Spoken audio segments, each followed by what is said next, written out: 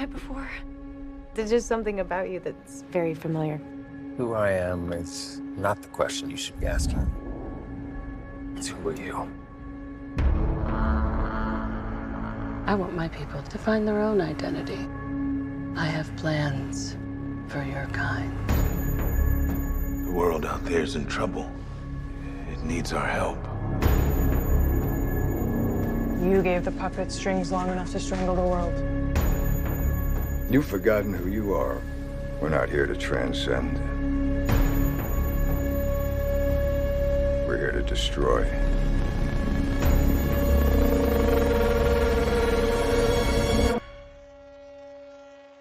She's going to do to you what your kind did to us.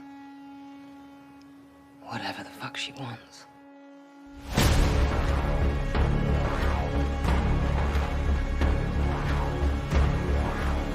This world is a lie. We're wasting time, and we have very little of it left.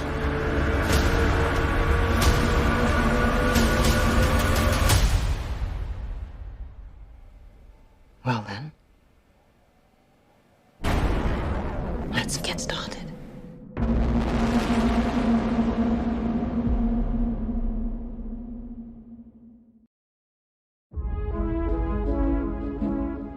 It's always really nice to be back with the same people, but doing a completely different show. I feel like we get to reinvent the wheel every time we return.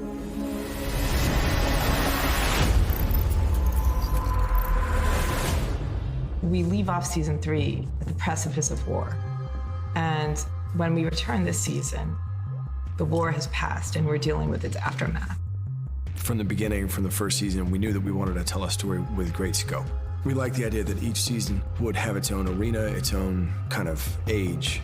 We were looking for an extremely iconic and also large-scale environment that could really open the season. And Jennifer Dunn, the location manager, and I discussed that maybe Hoover Dam could be a wonderful opportunity. When we knew that we were going to get Hoover Dam as a location, we wanted to get to see it in all its glory, and there's a really, really fun opening prologue. We love the idea that it would have been repurposed, sold off, taken over by a different organization for a very different purpose. Kind of getting the reality of the data universe in which we live. All of these companies, Google, Facebook, all of them require an enormous amount of power. We had a sequence where there's a bunch of flies, and so there's fly wranglers, and you have to make sure the flies are all taken care of. No flies were harmed in the making of this show, but we do have them for reference because we can use the actual fly there or overtake with CG element, CG fly. Anytime we can use a real element in frame, it's always the most helpful tool. It really is sort of a humbling idea in terms of free will, right? How much of who we are really is free, and how much of it is something else, something unseen that's kind of acting on us.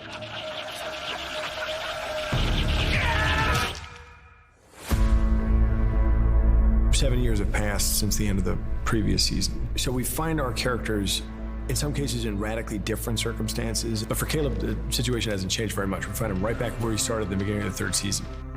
He's haunted by his past, and so he just cannot shake the feeling that he's being followed. He can't shake the feeling that the war isn't really over. It was important for us to really show the patina this year as we entered into what was our present day in season 3. So you start to see the emergence of graffiti as exposed on the exterior of his house. There's weeds. There's a little bit worse for wear.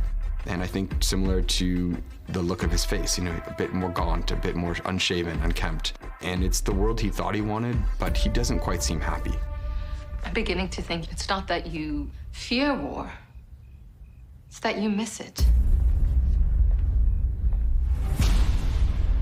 Maeve, on the other hand, when we find her, is kind of in, you know, self-imposed exile in the middle of nowhere. We had spent a lot of time scouting, you know, doing snow studies and looking at different areas based on aesthetically what we were looking for, and ultimately ended up in Big Bear. When we find her at the beginning of the season, she's alone and living in her memories and causes quite a chain reaction, which brings her back to fight yet another battle. It's always a fun sort of little thing when you can see the host from other seasons come back. Who sent you, Colonel Brigham? Who the fuck is that? I'm afraid I don't have patience to explain. And then there's Dolores. Well, actually, there's not Dolores, because Dolores is dead and doesn't exist anymore. Christina is a human. She's a video game designer at a company called Olympiad Entertainment. She works in the offices, so she's in a lot of suits and more professional kind of looks. That's very sleek and clean, with nods to the color that we've seen her in before, her Dolores blue, just a little bit. But we really aimed to find things that just pulled her forward into the future. To really get a sense that our story had moved on, it had moved kind of into the heart of humanity. It felt like Manhattan was the right place to be. We added a lot of futurism in terms of the landscape and the backgrounds, added some buildings, and I think evolved the city in a direction that it will likely go in. We added parks in all of the streets, leaving only one lane open for ride shares. We turned parking lots into rideshare parking stations and started to really kind of adjust some of the pre-war buildings into some future. Shooting in New York is a pretty intense thing to pull off. It's a bustling city that doesn't stop for anyone. Even if you have a camera, they'll walk in front of your camera. We shot on the High Line. The High Line is never shut down for any kind of private reason, so we're shooting amongst the public the whole time. Before we started shooting the second season, I sat down with Jonah and Lisa, and they kind of told me what was in store for me in season 2, how that would end. And they said, you're gonna go away for a little while, but we're gonna hold you as a little secret for down the line.